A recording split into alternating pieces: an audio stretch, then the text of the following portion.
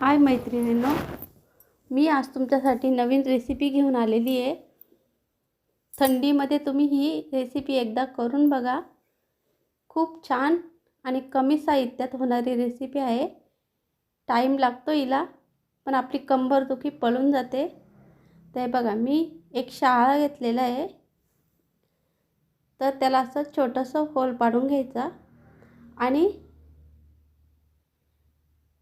त्याच्यामध्ये गूळ घालून घ्यायचा। त्यातलं थोडं पाणी काढून घ्यायचं।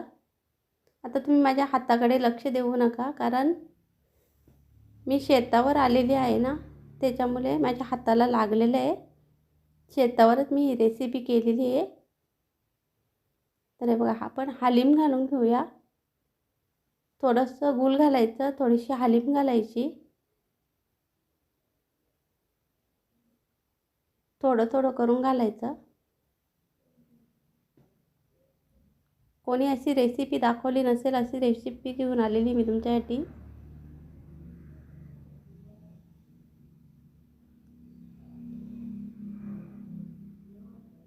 टाईम लागतो, पण खूप चविष्ट होते। असं छान असं मिक्स करून घ्यायचं।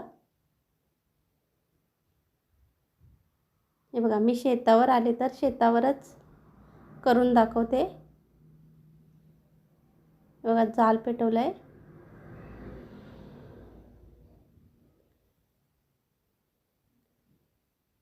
आधीमध्ये असं मिक्स करत राहायचं।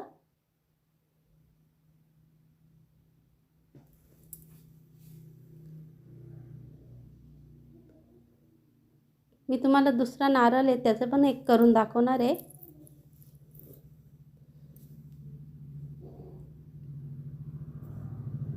दोन्ही नारळांमध्ये मी थंडीमध्ये 2-3 वेळा करते ही रेसिपी।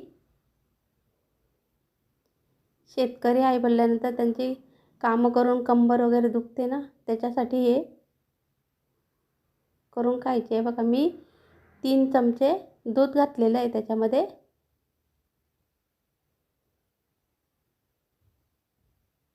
नाही, थंड झाल्यावरच खाली उतरायचं आणि असं कशात तरी काढून घ्यायचं। हे बघा, आपला हलीम तयार झालेली आहे। नारळाच्या पाण्यातच शिजवलेली आहे। त्यातली मलाई काढून त्याच्यातच सर्व केलं आहे। तुम्ही एकदा करून बघा, खायला खूप छान लागते। ही 2 माणसांसाठी होते।